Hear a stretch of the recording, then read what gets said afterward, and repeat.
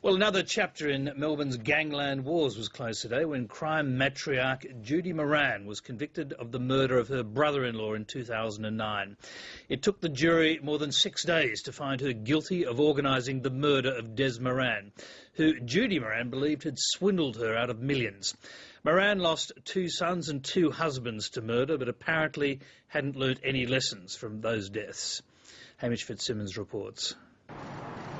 Judy Moran was all smiles as usual as she returned to prison to await sentencing. It took 6 days to convict her of the murder of her brother-in-law.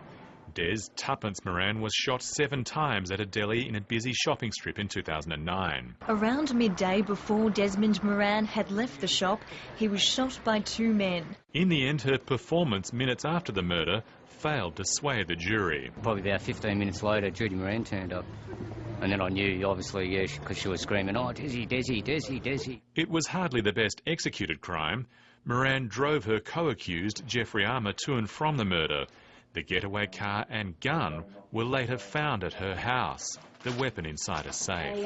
Another handgun with a, seems to be a night aiming device on that. Just for your information, inside that safe we found various items of clothing, jackets, gloves, 2 semi-automatic pistols and ammunition, 1 revolver and ammunition, some balaclavas and some rego plates belonging to a car. Do you know anything about those items?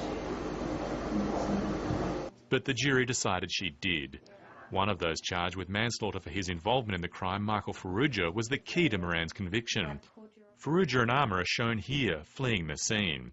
Farrugia told the court. Moran then asked Armour, "Did you get him?" and then congratulated him as they sped away. Judy Moran believed her brother-in-law was hiding money that was rightfully hers. And despite an earlier attempt on his life, Des Moran refused to live in fear. I lost 3 people in the family. The next night I was out doing what I wanted to do. Of course, you're not going to let some hoon like this worry you.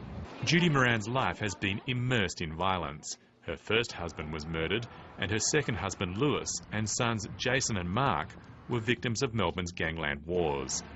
Jason and Mark were murdered in a feud with underworld rival Carl Williams that began when Jason Moran shot and wounded Williams over a debt. Williams exacted his revenge on the entire Moran clan. Why don't you admit it? Judy Moran has always been a flamboyant character. At one stage, she signed with celebrity agent Harry M. Miller, hoping to capitalise on the notoriety that came with the title Gangland Matriarch. Her hatred for Carl Williams never abated. Well, my family have been robbed. I just wish we could swing the government around and bring back Sir Henry Bolte, because they need to be hung. Williams was murdered in prison last year. Now it's Judy Moran's turn to contemplate just how much violence ever achieves. She'll be sentenced at a later date. Hamish Fitzsimmons, Lateline.